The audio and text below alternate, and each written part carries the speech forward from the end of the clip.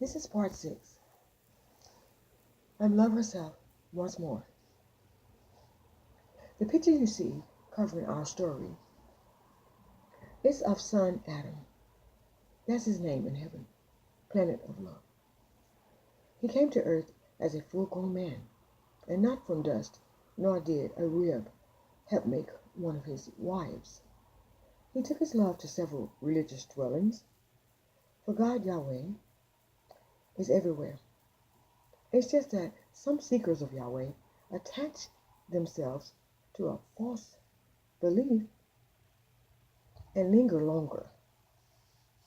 So he was like a good shepherd, seeking Pops Yahweh's lost sheep. So Adam, being Yahweh on the picture there, had to come away and head on over to his own. So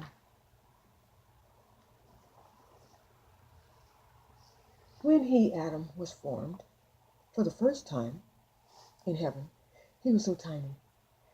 And he'd fly around trying out his little baby wings at fast speed and head out to get into everything he set his mind on getting. And he didn't change that method when he himself volunteered to come to earth either, to these hellish siblings, to help Pops Yahweh to kick tail. Of course, with warning words. But Yahweh God had Adam's back, and he backed up Adam's words with notorious storms.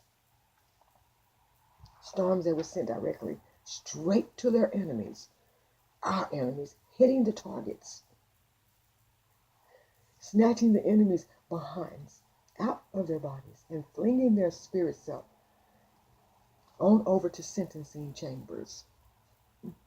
So, since Adam was the first son ever to exist in all the worlds, he's given special honors for his abilities and courage. And the extended siblings, the younger ones, they are named after him in honor of his rank. Excuse me. They're called the Adamites, and the males and the females together were called by his name Adam. And everyone had the last name though of the father and mother, which is Yisrael. So 20 million of God Yahweh's Adamites came for battle as messengers. Then later, to help make a balance among the genders. So the army of love was called the Adamites and the Evites. Some truth of it is in their Genesis, in the enemy's Genesis book, 5, verse 2. So what does wisdom mean when it tells you each to be wise? In this case, the Genesis scam of enemies, don't let old sly, slick writers fool you, since they can mix you up.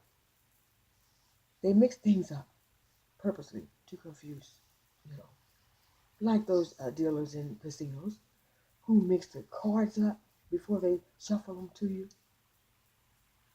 The evil enemies, they're quick and they're cunning and they're sharp. So you got to be sharper.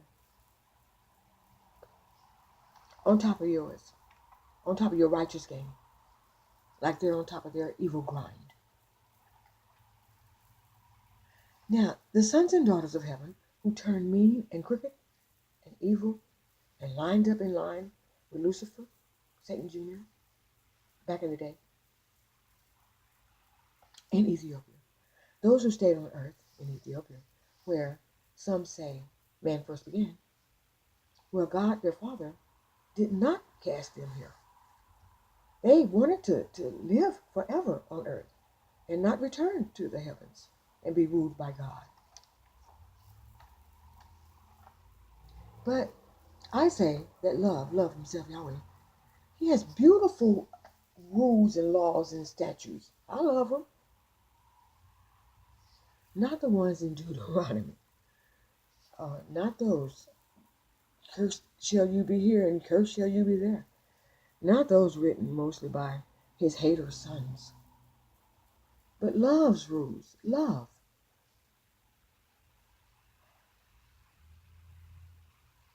Those lovely rules and laws and judgments, statutes and stuff, they're not down here in books. And they should be. Anyway, back to the story. Lucifer's army, his army of siblings, who were once called angels, they eventually were called demon legions. And it's their own fault to be called such an eerie name, since they didn't have to follow Luke. They didn't have to follow Lucifer's in great behind, but they did. And so today, they're the ones who make up the rest of the world outside of love's army. Yahweh's army and ours. They're the proselytes, the backsliders, the converters. They converted to other gods that they believe exist and what have you. And they're addicted to false, made-up religions, false gods, and so forth. Anyway, thank you for listening, and please go to the next part.